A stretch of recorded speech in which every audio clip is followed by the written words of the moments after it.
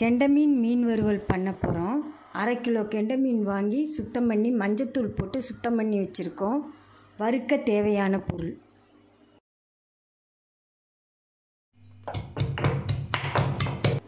இஞ்சி சிறிதளவு, 5 பல் பூண்டு பல் தட்டி போட்டுக்கணும்.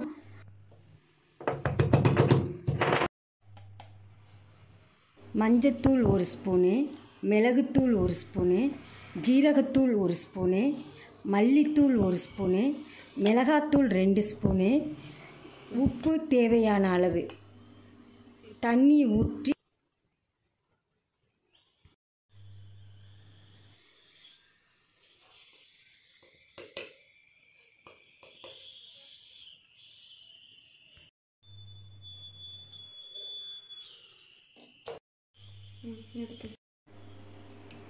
மசாலாவை நல்லா கலந்து மீன் மேலே தடவி வைக்கணும்.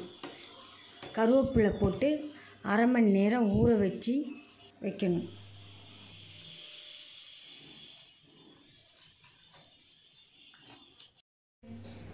மீன் நல்லா ஊறிடுச்சு. பாத்திரத்தை வச்சு எண்ணெயை ஊற்றி மீனை பொரித்து எடுத்துடலாம்.